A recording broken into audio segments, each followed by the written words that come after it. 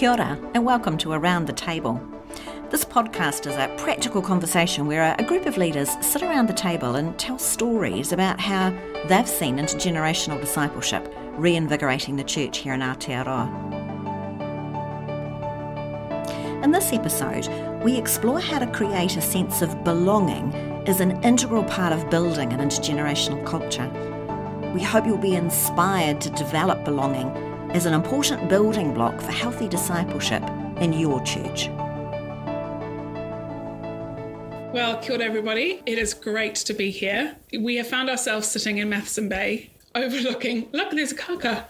Yep, overlooking the most incredible view of the water. And it's really distracting because actually we've got some bird lovers in the room and all they care about are these kaka doing the loops of the house. So if there's some pauses and long bits of silence, that's because Annette's got really excited about native New Zealand birds. What's another word for birds? I don't know. Things with wings. Flora and fauna. Flora and fauna. Excellent. Yeah, it's really great to be here. We have a room full of great people who have invested their lives and their hearts in kids and families ministry over the years. Some of us are no longer working hands-on in kind of kids stuff, but we all have passionate hearts for intergenerational communities of faith. And so that's really why we're gathered. We're here for 48 hours to kind of hang out and dream and scheme. And so we find ourselves sitting at a kitchen table overlooking a great beach. So in the room, drum roll please, Karen Warner, where are you? Who are you and where have you come from? Well, it's great to be here. So I work for the Baptist Churches of New Zealand and recently moved out of the children and family space and now looking at leadership across all of our churches. And Annette? Yeah, kia ora. I'm Annette and I am part of the Scripture Union team here in Tamaki Makaurau in Auckland. Yeah, and it is a real joy to sit around this kitchen table and talk about this topic. And next to you we have Raywin. Kia ora, I'm Raywin Moody and I work as a children and family ministry kaitiaki for the Northern Baptist Association. Quite an Auckland presence, I have to say. So to make sure there's a bit of a balance with Wellington and the rest of the country. My name's Diana and I work for Strands and I am the National Children and Families Ministry Enabler for the Anglican Diocese of New Zealand. So I'm based down in Wellington. We haven't quite got the South Island yet, but just to bring a little bit of an Auckland balance. Hey, we're here and we all have a real heart for intergenerational faith communities, but in particular, the desire to make sure that all generations feel like our communities are a place where they can belong, that people can belong. So my first question is, what is belonging and what does it look like? Is it just that we're including all different generations and that's enough? Or is it more than that?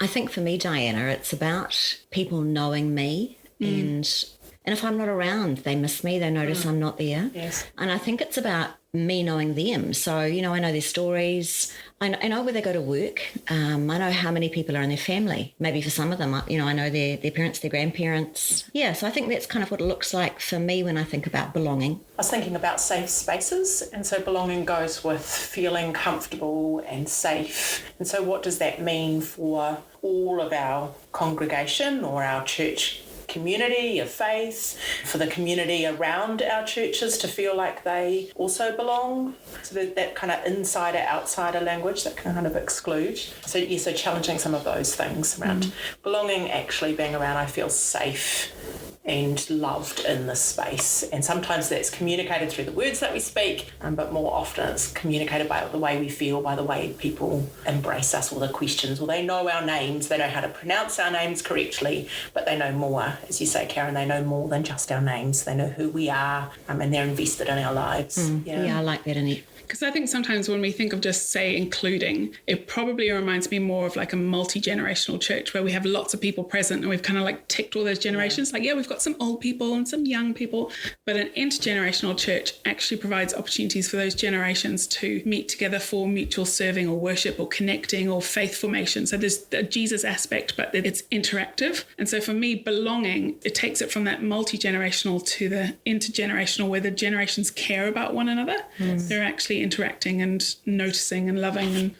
So for me, that reminds me of a story of my little grandson at 3 years of age when he had his ukulele that he would bring to church each week, and he would run laps around the church in the first two songs and strum his ukulele and bring smiles to everyone's faces. So he was there, he was included. But then one Sunday, our worship leader, who was our youth pastor, walked up to him and said, Theo, we don't have a ukulele in our worship band. Would you like to join the worship band? And his eyes went very big and he ran to his mum to ask for permission, which of course she gave, and he went and joined the worship team. So now he belonged. He had a place that every Sunday he stood right next to the guitarist and watched and strummed in time and belonged to the worship team. So he wasn't just included by running laps around the church. Yeah. Just following on from that, Rowan, I walked into a church once and watched as some of the young people were moving around the church and stopping and talking to people, and they were noticing when new people were arriving. And I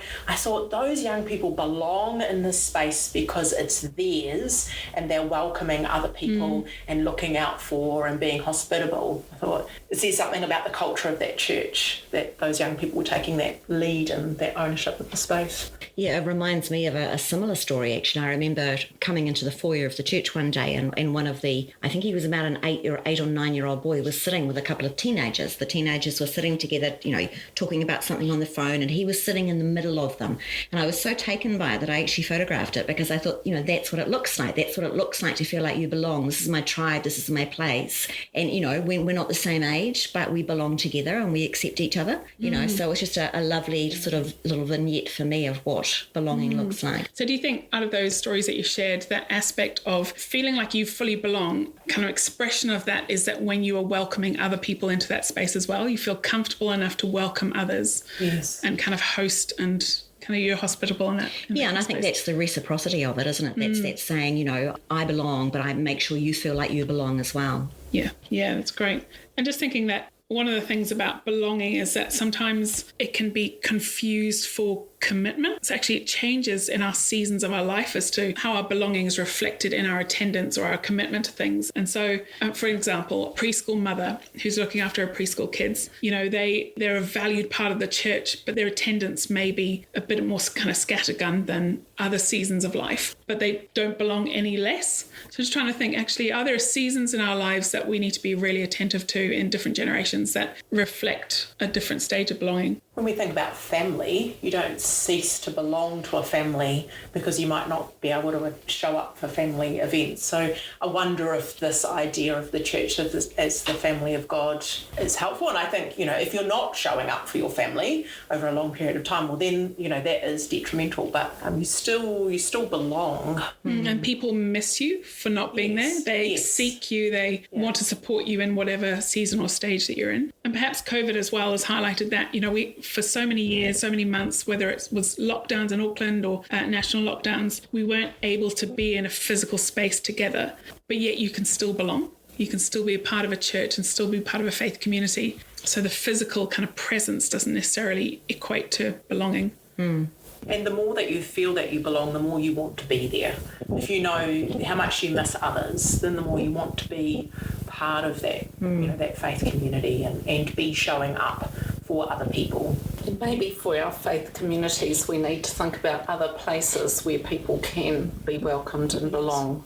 So your example of churches, families with little children, with preschoolers, it's very difficult for them to come on a Sunday regularly. But if there's another space in the week that works well, then that can be very helpful. That's something that I've been involved in, where we've had a lot of babies that were born during COVID that have not had the interactions with other people.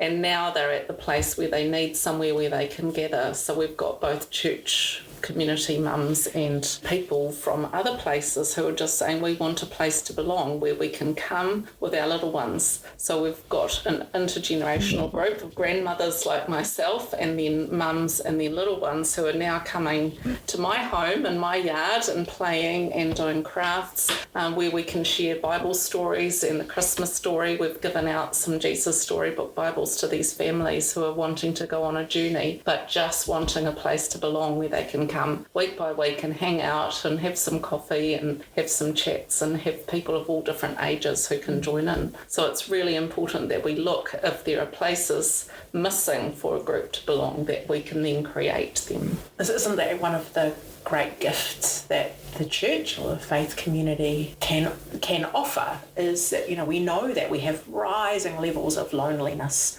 and, that's just been exacerbated by COVID, has just created these gaps, and mental health and anxiety and loneliness. And it's not just a New Zealand issue, it's a bit of a global issue. And we can create these places of belonging and help people to feel like they belong. And so what a gift that is to be able to offer to our communities. I'm often reminded of that, giving a place of belonging, when I see someone wearing a gang patch. It's a place of belonging. I saw on my way up here yesterday, there was someone riding a motorbike with a gang patch on the back. And, it's sort of like, this is who I am, this is where I belong, this is my space. And I think as the church that it's doubly important that we seem to be places where you can have a place of belonging no matter what age you are, whether you're the 95-year-old, granny who lives in my street, or whether you're the preschool mum, solo mum who brings a couple of her kids to church, that we can all have a place. This can be our tribe. Yeah, we are tribal people looking for places where we can identify and belong, and we are known as well. And I was just thinking, when we are thinking around the intergenerational space, we can focus on the generations and the differences or the distinctives or the generational gaps. And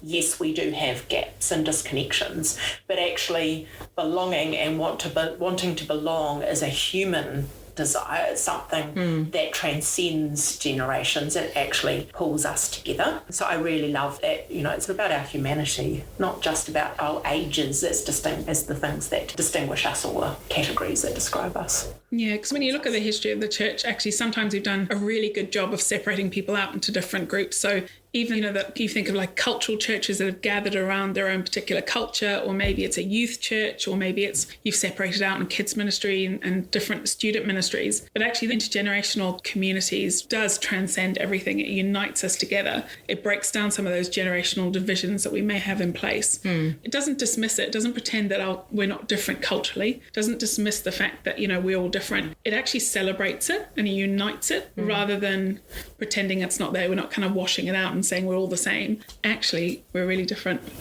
Paul talked about this with the body of Christ in 1 Corinthians 12. And Andrew, who you'll hear on some podcasts, my work colleague Andrew, has this wonderful illustration of talking about the body and imagining the body going to the gym. So the body turns up at the gym and says, right, I'm going to think smarter about this. So the body takes off its head, and the head stays in the cafe drinking coffee. And the body sends off its arms to go and lift weights because it needs good muscles. And then it sends its legs off to go and do some other exercises over here. Well, we hear that and we think, well, that's ridiculous. And, Paul, in using this image of the body of Christ, is talking about the diversity of the body. He's talking about it in Corinth, where there's lots of sculptures of body parts, and this was something that, they knew and understood.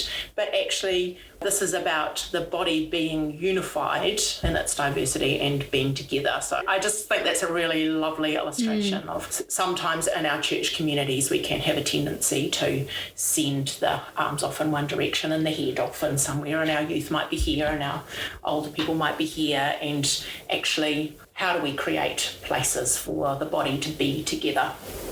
I love that story, and I wish folks you could have seen Annette's arm movements as she told that story. They were particularly graphic. But it kind of reminds me too. We were talking earlier about this, of the story of the boy with his lunch, and Luke. Well, the story is found in all four Gospels, but in Luke chapter 9, it particularly talks about the child who took his lunch to the disciples. And I've always kind of seen that story through the lens of this child had a place of belonging. Well, for starters, they were there, and I'm sure it wasn't just children that were there. There would have been teenagers. There would have been probably young parents with toddlers. There would have been some elderly folk. But it's this picture of, this child had something that, look, I'm part of the tribe. I've got something to offer. And it was that which was offered by often the one who's seen as the least, that fed through the miracle of Christ, that fed, more than 5,000 people. So I think, that idea that the body, that we're all needed to be there in order for life that God wants us to live, to be at its fullest, requires all of us to be present.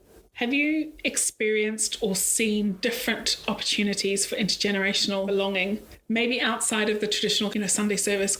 a few years back, the church that I was involved with, we did a house build with Habitat for Humanity. So we had this team, and as part of our team, we had a young family with a couple of kids, and we were building this house. So the foundations and then the floor, and so as we were building this house, the family were living on site. And so we were interacting with them a bit. But what I really loved watching was the way that these three children, who are now grown up now, but these three children played with the family, the children of the family, and the children of this family went and showed them, here's our bedroom, here's this here. And those children were integral to the mission of what we were trying to do. And so it made me really aware of what is it serving in our communities, what does mission look like when we're doing this all together, and that they had something to offer that we couldn't have done as adults. You know, one of the reasons I wanted to talk about belonging was because I just feel like in my life I've got so many stories where intergenerational belonging was really important.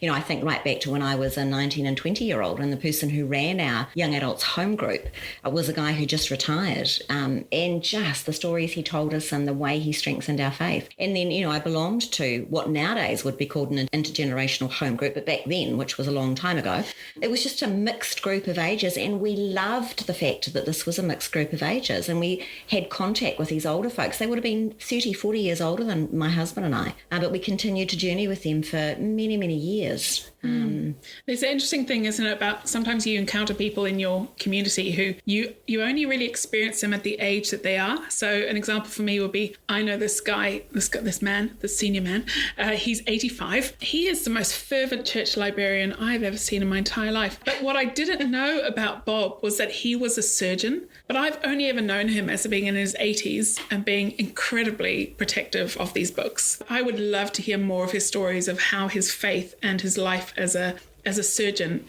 went hand in hand, because he just has a whole lifetime of stories that perhaps I could inquire more about or find out more about. Another example that kind of comes to mind is I did this workshop at a church once, and I asked them, it was all about intergenerational stuff, and they were like, oh, we're not really intergenerational. And I got them to think about when was the one time that they were the most intergenerational in their community. And they got thinking, and everyone in the room wrote down their thing, and they all basically said, when we were planting trees. And it turned out that there was this big campaign a few years ago, and this one church planted over 10,000 trees. Wow. They got a bit carried away in this, it was great, it was amazing. But they were like, actually, all ages were together, and we just did this every weekend. A whole bunch of us, all different ages, would go and plant trees. I said, well, do you still plant trees now? Like, no, we don't. Why don't you go and plant some more trees? You did it so well. It was one of your best intergenerational expressions outside of the Sunday services. But plant more trees. It's great. Year of the forest. Any other examples that you've seen of intergenerational belonging? I mean, my mother for years ran a craft group at her house on a Thursday night, and it was unfortunately just ladies who went, and that was not to say that there weren't men in the church that maybe liked craft, but this particular group just was attracted to women. But it was women of all ages. I used to go along, I still lived at home at the time, and there would be women of all ages, and they would journey together. And of course, when you're sitting crafting, you're doing embroidery or you're sewing, you've got time to go slow and deep, and you started to hear those stories. You got to find out stories about people's lives. You knew these women and they knew you, and if something happened in your life, these women knew about it, and they knew, how to relate to you in that, and I did the same with them. And that wasn't a church sanctioned thing. This was just something my mother had decided, and she ran it for about 20 years. So many women had passed through that group and been given a sense of belonging. It was quite missional in it, actually, because people would bring friends along to that. I know someone else who runs a book club the same way. This is a book club of multi-generational people from within a church, but also from without, friends of the people coming along and finding a place of belonging. Just one very quick example from a kids camp that I was part of quite a few years ago. We had an older couple come along, and normally we'd have camp parents. This year we had camp grandparents. And so the camp granddad spent the free time setting up a chessboard and the kids just came and sat, and some of my young leaders came and sat and played chess with him and just talked. And he was a doctor, he'd been involved in mission work overseas as a doctor, and wove these stories of faith and I watched this expression, this intergenerational expression happening in the middle of a kids camp where you wouldn't necessarily put an older gentleman playing chess, and it was just beautiful. It was really beautiful. Yeah. The Fuller Institute in the States have done some research into what helps young people stay connected to church and stay involved in their church. And the highest response given was personal relationships. Only 3% of young people mentioned beliefs, which is quite staggering to think that, you think, oh no, they'll stay at church because of Jesus. Actually, the highest response was they were staying at church because of personal relationships where they are known, where they feel like they can belong, where they are not known not only by name, but people know what they're doing tomorrow, what's going on for them, what's the big stuff, what's the small stuff. And that's the expression of Jesus. That's Jesus at work in the community. This is what it means to follow Jesus in practice, not just in the words that we say, but in the way that we care for each other.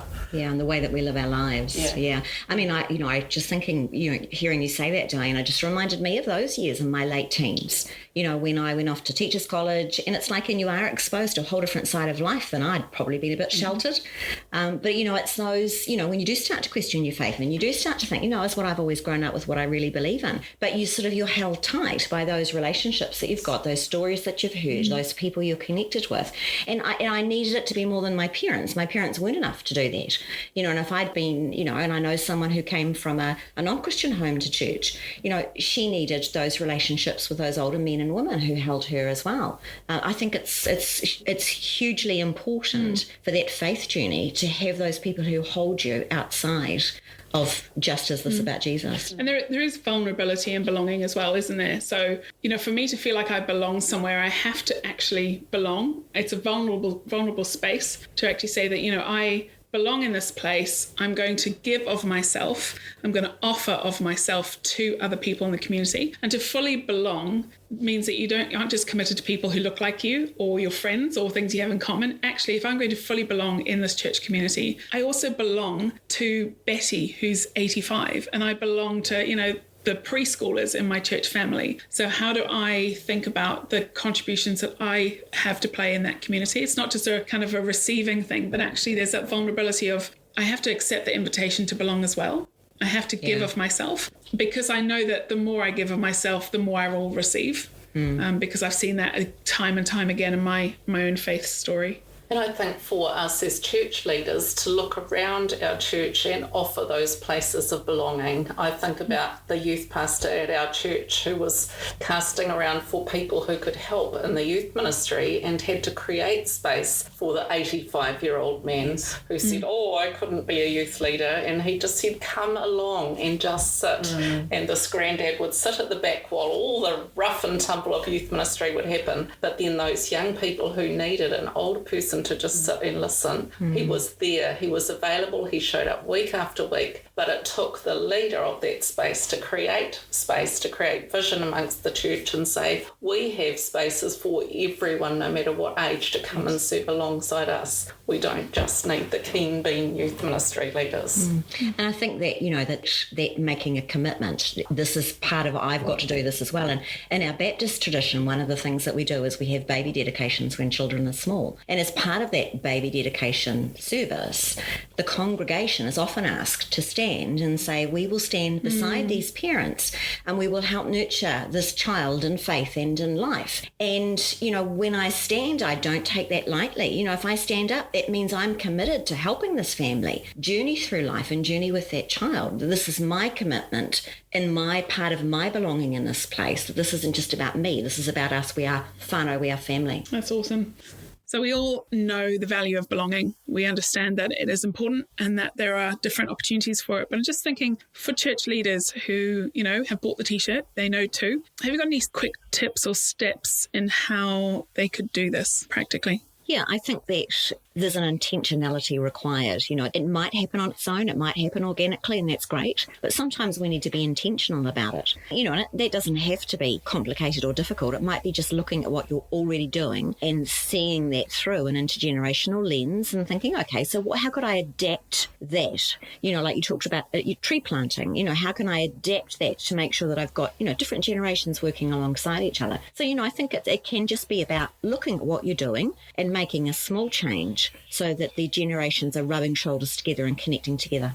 I was thinking about the example of those young people that I saw in church who were going around and welcoming and talking to people in the church community and thinking, well, actually, they might have just done that out of the goodness of their heart, but I know that those young people were being mentored, and this was part of the expectations or the church culture that you are a part of this church, and one of your ways of contributing to this space is by welcoming and getting alongside and looking out for people who might be new or sitting around. So some of it is around mentoring and the way that we develop a culture in a space that this is a space for us to be participating in as well as receiving from. And that we need to get to know the people in our spaces. So our youth pastor knew that this older man was a very good listener and had some wise things to say, and then invited him to use his gifts in a completely different setting. And the youth pastor saw that the little boy, Theo, had the ukulele and was passionate about music and invited him. So if we look at the skills and the gifts and the talents of the people, get to know them, invite them into a space where they can use them across the generations. Yeah, because sometimes we can overlook those moments of whether it's morning tea or something. We're like, oh, they're just small moments when people can talk. But actually, they're building these pathways of connection. And if we provide further opportunities for intentional connection, where you can get to know someone, like you can't work out people's giftings unless you actually know someone. Like Karen, if I don't know what you're going to be doing this week, or I don't know your story, or I don't know what makes you fully alive, or the things that you love and the passions and joys, I can't provide a space for you to be fully you in the body of Christ. Yeah. I can maybe put you on a roster and I can give you a job to, maybe clean the church. But actually, if I want to see you fully alive in an intergenerational community, I have to get to know you to enable you to have a space to serve. Yeah, that's right. And that takes time. Relationships and getting to know each other takes time. And if we are over-programmed and too busy and there's no space, then some of that investment in relationships gets lost in the busyness of our lives and the busyness of our church lives. So creating opportunities for time, whether that's over food or planting trees, you're alongside someone having a conversation. I find I have my best conversations when I'm walking in the bush and you're just walking along and talking, and it's a bit more informal. But it takes time. It's a slower process, but it's worth it in the end. Yeah, and I think another thing that's really important for church leaders to remember is that just because, you mentioned the T-shirt, just because you understand, you got the T-shirt, you understand why this is important, it doesn't mean that the people who are part of your church, your faith community, understand it at all. So I think sometimes it involves talking about it. I mean, it might involve talking about it in your home groups, your connect groups, your life groups, whatever you call them. It might involve a sermon series where you just talk about the value of different generations knowing each other for faith formation. There's a few things that church leaders can do like that will definitely help some of it to emerge organically and for people to start looking out for opportunities themselves as well. Thank you so much for your stories, your wisdom, your experiences. I love that our church is passionate about providing spaces where young people can belong, for older generations to belong, for me to belong, for you to belong, and to think that intergenerational communities are transcendent of our own personal preference, our own life experiences, but they're places where united we can share in the story of Jesus and to see where God is at work in one another as well. So thank you for your time today. It's been great to be here. Real pleasure. You can go find your kaka now.